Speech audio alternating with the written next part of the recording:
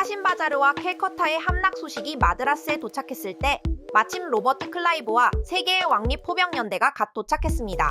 이들 선박을 이끄는 왓슨 제독은 왕의 명령하에 온 것으로 프랑스의 공격에 맞서 국가의 이익을 수호하기 위해 온 사람이었습니다.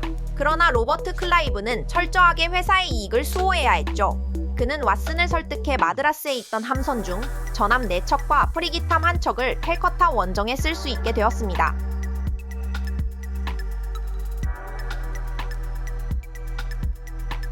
클라이브의 목표는 단순한 캘커타 수복이 아니었습니다.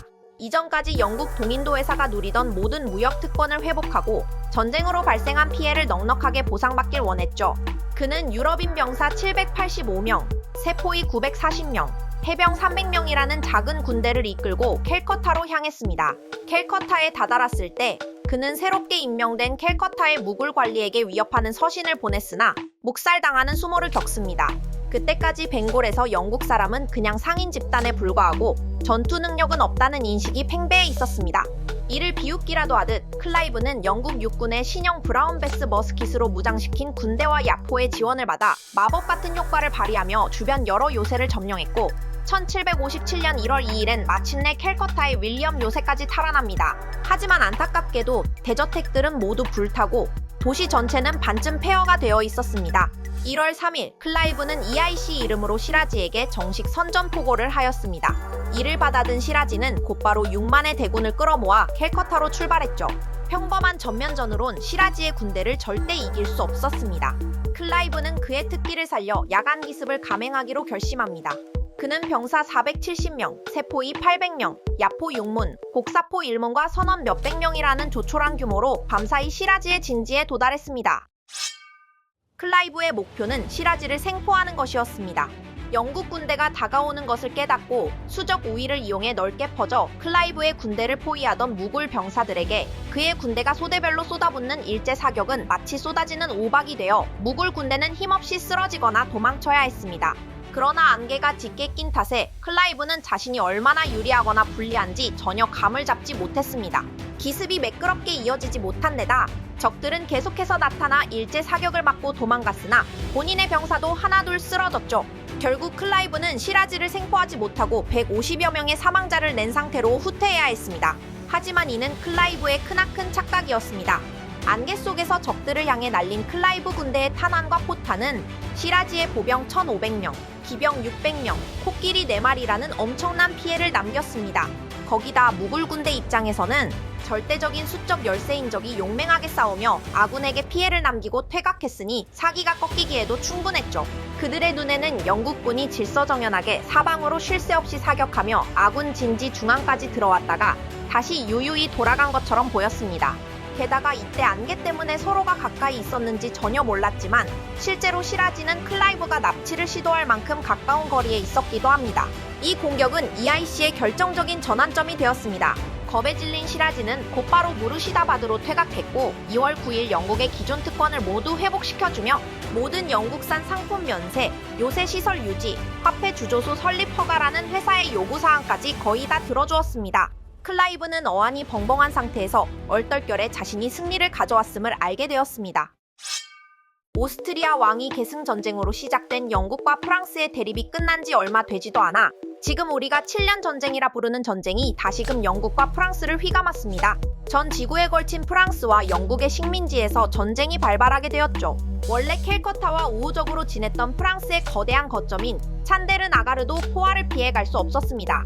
안타깝게도 회사 이익과는 반대로 왕의 명령을 따라야 하는 왓슨 제독은 찬데르 나가르의 공격을 주장했고 클라이브는 그의 명령에 따라 이곳을 점령합니다. 하지만 영국이 벵골에서 결정적인 주도권을 쥐게 된 일은 프랑스를 몰아낸 다음에 일어났습니다. 카신 바자르 상관에 다시 돌아온 윌리엄 와츠라는 직원은 벵골 총독인 시라지를 몰아내려는 쿠데타 모의가 은밀하게 이뤄지고 있음을 눈치챘습니다. 난폭한 시라지의 비위를 더 이상 맞춰주기 싫었던 벵골 은행가와 상인들은 군대 내 불만 세력과 더불어 EIC와도 손을 잡았죠. 이는 인도 역사상 초유의 일이었습니다. 인도 은행가들이 무역회사와 공모해 회사 소유 치안 병력으로 쿠데타를 일으키게 된 것입니다. 그들이 협의한 조건은 이러하였습니다. 벵골 은행가들은 시라지 타도를 도와주면 1년치 벵골 세입에 해당하는 돈 매달 현재 가치로 143만 파운드, 캘커타 인근의 토지 소유권, 캘커타 피해에 대한 보상 1억 500만 파운드와 그의 절반에 해당하는 금액을 유럽 주민 보상금으로 주겠다고 하였죠. 여기에 화폐 주조소 설립 권한과 무관세 무역도 약속했습니다. 시라지가 캘커타를 공격한 지 딱 1년 되던 날, 클라이브는 유럽 병사 800명, 남인도에서 징집한 세포이 2200명, 대포 8문의 소규모 군대를 이끌고 플라시로 진군했습니다. 여기서 잠시 회사의 상황을 간략히 알아둘 필요가 있습니다. 영국 동인도 회사는 주식회사로 주식을 보유한 투자자들이 소유한 회사이며 이들은 안정적으로 들어오는 배당금을 최우선 가치로 여겼습니다. 즉, 회사가 위험한 정복 계획에 뛰어드는 일은 결사반대했습니다. 전쟁에서 패배한 회사가 파산하면 그들은 투자금을 날리게 되면 물론 배당금도 받을 수 없게 되니까요. 그러나 인도에 대한 지배권이 점차 커질 수 있었던 배경엔 회사 사람들의 노력이 있었는데 주로 인도 현장의 회사 고위 간부들은 투자자들의 요구보다 자신의 출세욕이나 금전욕이 더 우선시되었으므로 그들이 주도하여 인도 정복과 약탈이 이루어졌습니다. 이번 쿠데타에서도 벵골에서 프랑스 세력을 축출한다는 명분을 내세워 투자자들을 설득했죠. 1757년 6월 23일 무르시다바드 근처 플라시의 망고 대농장에 클라이브의 군대가 도착했을 때 시라지는 병력 5만 명을 규합해 진을 펼치고 있었습니다. 그는 보병 3만 5천 명, 기병 1만 5천 명, 프랑스인이 감독하는 중포 53문 등 압도적인 규모로 클라이브를 포위했습니다. 클라이브에겐 쿠데타에 동참하기로 한 미르 자파르라는 늙은 장군이 이끄는 동맹군이 있었습니다. 아니, 있어야 했습니다. 클라이브가 수차례 서신을 보냈음에도 자파르는 어물쩍 넘어갔을 뿐 어떻게 전투에 합류하겠다는 확답을 주지 않았죠. 어쩔 수 없이 클라이브는 낮 동안 최선을 다해 싸우고 밤이 되면 철수하기로 결정합니다. 그런데 천운이 따른 덕분인지 시라지의 포격에 계속된 피해만 보던 클라이브의 군대가 최대한 포화를 피해 몸을 숨기고 있을 때 폭우가 내리기 시작했습니다. 클라이브는 즉시 회사 병사들에게 방수포를 덮어 화약과 도화선을 보호하게 했죠. 하지만 무굴 군대는 그런 조치를 하지 않았습니다. 아니나 다를까 비가 그치자 무굴의 대포도 멈췄고 화약을 쓸 수 없게 되자 5천 명의 아프간 정예의 기병대를 돌격시켰으나 영국군의 머스킷 일제 사격과 포격으로 기병대는 도망갈 수밖에 없었습니다.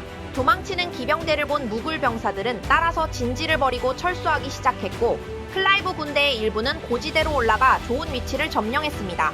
이때 클라이브의 눈에 무굴 군대를 상대로 공격을 마치고 돌아오는 미르 자파르의 대형 무굴 기병대가 들어왔습니다. 그는 조금 늦게 합류하긴 했으나 자파르 덕에 더욱 완벽한 승리를 거둘 수 있었죠.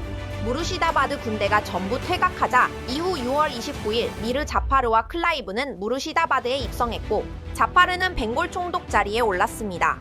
인도의 가장 금싸라기 무역 거점인 벵골 전체에 영향력을 끼치게 된 영국의 동인도 회사. 그들의 운명은 앞으로 어떻게 될까요?